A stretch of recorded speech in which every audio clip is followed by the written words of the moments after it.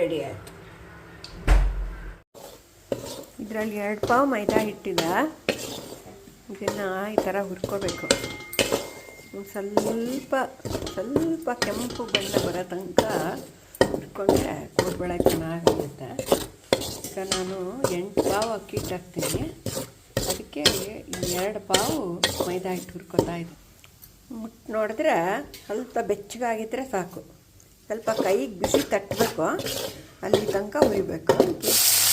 ನಾವೆಷ್ಟು ಹಸಿಮೆಣಸಿನ್ಕಾಯಿ ಹಾಕಬೇಕಂತ ಇರ್ತೀವಲ್ಲ ಅಷ್ಟನ್ನು ಈ ಥರ ಮುರಿದಿಟ್ಕೊಂಡ್ಬಿಟ್ಟು ಒಂದು ಸ್ವಲ್ಪ ಎಣ್ಣೆ ಇಟ್ಟು ಒಂದು ಚೂರು ಸಾಸಿವೆ ಸುಟ್ಬಿಟ್ಟಿದ ತಕ್ಷಣ ಇದನ್ನು ಹಾಕಿ ಈ ಥರ ಬಾಡಿಸ್ಕೋಬೇಕು. ಸ್ವಲ್ಪ ಈ ಹಸಿಮೆಣಸಿನ್ಕಾಯಿ ಮೇಲೆ ಈ ಥರ ವೈಟ್ ಬಂದರೆ ಸಾಕು. ಅಷ್ಟಾದರೆ ಸಾಕು ಬಾಡಿಸೋದು. ಇನ್ನೊಂದು ಚೂರು ಆಗಬೇಕಿದು.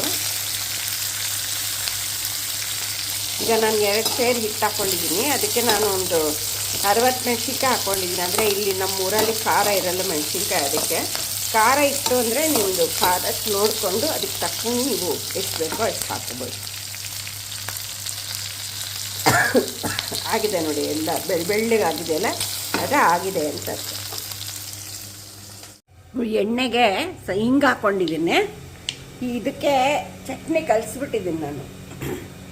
ಈ ಥರ ಇದರಲ್ಲಿ ರುಬ್ಕೊಂಡಿದ್ದ ಹಸಿಮೆಣಸಿನ್ಕಾಯಿ, ಅದರಿಂದ ಇದೆಲ್ಲ ಬೆಳ್ಳಗೆ ಕಾಣಿಸ್ತಾ ಇದೆ. ಈ ಚಟ್ನಿನ ಈ ಹಿಟ್ಟಿಗೆ ಹಾಕಿ ಕೂಡಿಸ್ಬಿಟ್ಟಿದ್ದೀನಿ.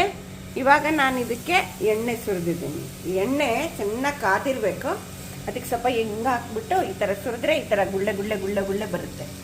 ಈ ಥರ ಬಂದಾಗ ಅದು ಕರೆಕ್ಟ್ ಇದೆ ಅಂತ ಅರ್ಥ. ಆಮೇಲೆ ಈ ಎಣ್ಣೆನ ಕೈಯಲ್ಲಿ ಮುಟ್ಟಕ್ಕಾಗಲ್ಲ, ತುಂಬ ಬಿಸಿ ಇರುತ್ತೆ. ಸೌಟಲ್ಲಿ ಫಸ್ಟ್ ಕೂಡಿಸ್ಕೊಂಬಿಡ್ಬೇಕು. ಸ್ವಲ್ಪ ಚೆನ್ನಾಗಿ ಕೂಡಿಸ್ಕೊಂಬಿಟ್ರೆ ಆಮೇಲಿಂದ ನಾವು ಕೈಯಲ್ಲೂ ಕೂಡ ಅದನ್ನು ಕೂಡ್ಸೋಕ್ಕಾಗುತ್ತೆ. ಒಟ್ಟು ಏನಂದರೆ ಈ ಎಣ್ಣೆ ಹಿಟ್ಟೊಳಗೆ ಚೆನ್ನಾಗಿ ಹೋದರೆ ಆವಾಗ ಕೋಡ್ಬಳೆ ಗರಿಯಾಗುತ್ತೆ.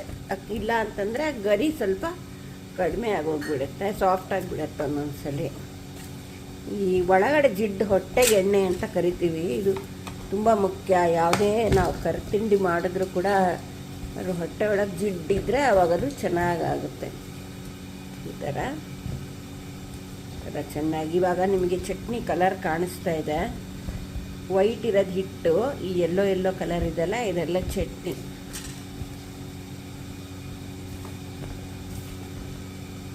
ಹಿಂಗಂದರೆ ಈ ಥರ ಗುಂಡ್ಗಾಯ್ತು ಅಂತಂದರೆ, ಹಿಂಗೆ ರೌಂಡ್ ಬಂತು ಅಂತಂದರೆ ಜಿಡ್ಡು ಚೆನ್ನಾಗಿದೆ ಅಂತ ಅರ್ಥ.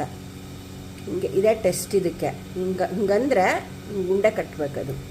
ಉಂಡೆ ಕಟ್ಟಿದ್ರೆ ಜಿಡ್ಡು ಸಾಕಾಗಿದೆ ಅಂತ ಅರ್ಥ. ಉಂಡೆ ಕಟ್ತಾ ಇಲ್ಲ ಅಂದರೆ ಇನ್ನೊಂದು ಸ್ವಲ್ಪ ಜಿಡ್ಡು ಬೇಕು ಅಂತ ಅರ್ಥ. ಈ ಹಿಟ್ಟಿಗೆ ಇಷ್ಟು ಎಳ್ಳು ಹಿಂಗೆ ಹಾಕ್ಬಿಡ್ಬೇಕು. ಹಾಕಿ ಆಮೇಲಿಂದ ಕಲಿಸ್ಕೋಬೇಕು. ಈ ಥರ ಹಿಟ್ಟಿರುತ್ತಲ್ಲ ಅದರಲ್ಲಿ ಸ್ವಲ್ಪನೇ ಕಲಿಸ್ಕೋಬೇಕು. ಅಂದರೆ ಒಂದು ಇಷ್ಟಕ್ಕೆ ಮಾತ್ರ ಫಸ್ಟ್ ಕಲಿಸ್ಕೋಬೇಕು.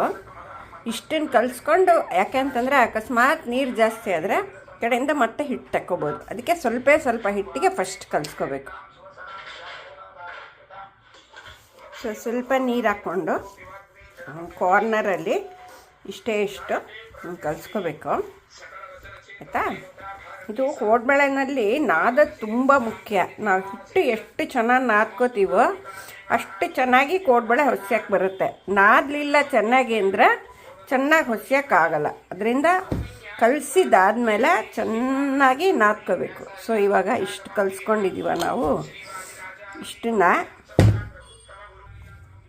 ಕಟ್ಟೆ ಮೇನಲ್ಲಿ ಹಾಕ್ಕೊಂಡು ಚೆನ್ನಾಗಿ ನಾದಬೇಕು. ಈ ಥರ ಹೀಗೆ ಅದು ಸ್ಮೂತ್ ಆಗಿಬಿಡ್ಬೇಕು. ಟೈಟಾಗಿರ್ಬೇಕು. ನೋಡಿ ಕಾಣಿಸ್ತಿದೆಯಾ? ಈ ಥರ ಇಷ್ಟು ಕನ್ಸಿಸ್ಟೆನ್ಸಿ ಇದ್ದರೆ ಕರೆಕ್ಟ್ ಇರುತ್ತೆ. ತುಂಬ ಅಳ್ಕ ಆಗಿಬಿಟ್ರೆ, ನೀರು ಜಾಸ್ತಿ ಆಯಿತು ಅಂತಂತಂದರೆ ಅವಾಗ ಏನಾಗುತ್ತೆ, ನಾವು ಮಾಡಿದ ಕೋಡ್ಬಳೆ ಮೇಲೆ ಗುಳ್ಳೆ ಬರುತ್ತೆ. ನಾವು ಎಣ್ಣೆಗೆ ಹಾಕಿದ ತಕ್ಷಣ ಕೋಡ್ಬಳೆ ಮೇಲೆಲ್ಲ ಗುಳ್ಳೆ ಬರುತ್ತೆ. ಅದಕ್ಕೋಸ್ಕರ ಈ ಥರ ಹಿಂಗೆ ಚೆನ್ನಾಗಿ ನಾದ್ಕೋಬೇಕು.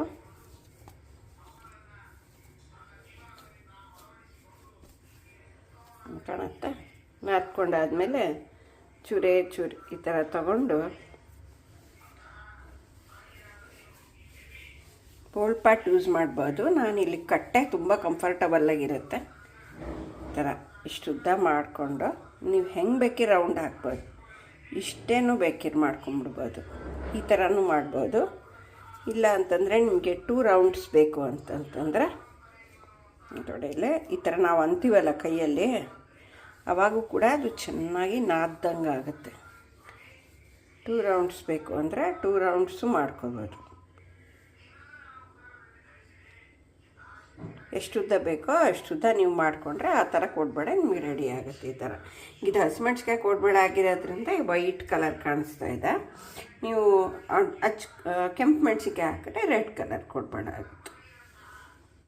ಹೀಗೆಲ್ಲ ಹೊಸ್ಕೊಂಡಾದಮೇಲೆ ಈ ಥರ ಎಣ್ಣೆ ಒಳಗೆ ಹಾಕಬೇಕು.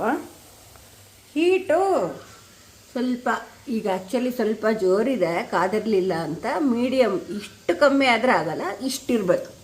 ಅಂದರೆ ನೀವು ನಾಬ್ ನೋಡಿಕೊಂಡ್ರೆ ಒಂದು ಸ್ವಲ್ಪ ಇಷ್ಟು ಮೀಡಿಯಮ್ ಫ್ಲೇಮಲ್ಲಿ ಇರಬೇಕು. ಒಂದು ಸತಿ ಫ್ಲೇಮು ಸರಿಯಾಗಿದೆ ಅಂತ ನೋಡ್ಕೊಂಬಿಟ್ಮೇಲೆ ಮತ್ತೆ ಫ್ಲೇಮ್ ಅಡ್ಜಸ್ಟ್ ಮಾಡೋಕ್ಕೆ ಹೋಗಬಾರ್ದು. ಅದೇ ಫ್ಲೇಮಲ್ಲಿ ಅಷ್ಟು ಕೋಡ್ಬೇಳೆ ಕರಿತಾ ಇರಬೇಕು. ನೋಡಿ ಕಾಣುತ್ತಾ, ಇವಾಗ ಈ ಕೋಡ್ಬೇಳೆ ಆಗ್ತಾ ಇದೆ. ಗುಳ್ಳೆ ತುಂಬ ಇದೆ. ಈ ಗುಳ್ಳೆ ಇತ್ತು ಅಂತಂದರೆ ಬೆಂದಿಲ್ಲ ಇನ್ನೂ ಅಂತ ಅರ್ಥ. ಗುಳ್ಳೆ ಎಲ್ಲ ಹೋಯಿತು ಅಂತಂದರೆ ಚೆನ್ನಾಗಿ ಬೆಂದಿದೆ ಕೋಡ್ಬೇಳೆ ಅಂತ ಅರ್ಥ. ನಿಧಾನ ಬೇಯೋದು ಕೋಡ್ಬೇಳೆ. ಎಷ್ಟು ಸ್ಲೋವಾಗಿ ಬೇಯುತ್ತಲ್ಲ ಅಷ್ಟು ಚೆನ್ನಾಗಾಗುತ್ತೆ. ಅಕಸ್ಮಾತ್ ನಾವು ಫಾಸ್ಟಾಗಿ ಬೇಯಿಸ್ಬಿಟ್ವಿ ಅಂತಂದರೆ ಹೊರಗಡೆ ರೆಡ್ ಆಗಿಬಿಡುತ್ತೆ, ಒಳಗಡೆ ಅದು ಬೆಂದಿರಲ್ಲ. ಯೂಶ್ವಲಾಗಿ ಏನಂದರೆ ನೀವು ಈ ನೆಕ್ಸ್ಟ್ ಸೆಟ್ ಫುಲ್ಲು ಹೊಸ್ಕೊಳ್ಳೋ ಅಷ್ಟೊತ್ತಿಗೆ ಈ ಸೆಟ್ ಆಗಿರುತ್ತೆ. ಅಷ್ಟು ಟೈಮ್ ಕೊಡಬೇಕು ಅದಕ್ಕೆ ಬೇಯೋಕ್ಕೆ. ಈಗ ನೋಡಿ ನಿಧಾನಾಗಿ ಕಲರ್ ಚೇಂಜ್ ಆಗ್ತಾ ಇದೆ. ಇನ್ನೂ ಗುಳ್ಳೆಗಳು ಕಾಣಿಸ್ತಾ ಇದೆ. ಗುಳ್ಳೆ ಕಾಣಿಸ್ತಾ ಇದೆ ಅಂದರೆ ಇನ್ನೂ ಆಗಿಲ್ಲ ಅಂತ ಅರ್ಥ. ಆಮೇಲೆ ಇನ್ನೊಂದು ಏನಂದರೆ, ಈ ಕೋಡ್ಬೇಳೆ ಹಾಕೋಕ್ಕಿಂತ ಮುಂಚೆ ನಾವು ಒಂದು ಸತಿ ಟೆಸ್ಟ್ ಮಾಡಬೇಕು, ಕಾದಿದೆಯಾ ಇಲ್ವಾ ಎಣ್ಣೆ ಅಂತಂದ್ಬಿಟ್ಟು. ಒಂದು ಚಿಕ್ಕ ಚೂರು ಎಣ್ಣೆ ಒಳಗೆ ಹಾಕಿದ್ರೆ ತಕ್ಷಣ ಮೇಲೆ ಬರಬೇಕದು. ಮೇಲೆ ಬಂದರೆ ಆಗಿದೆ ಎಣ್ಣೆ ಅಂತ.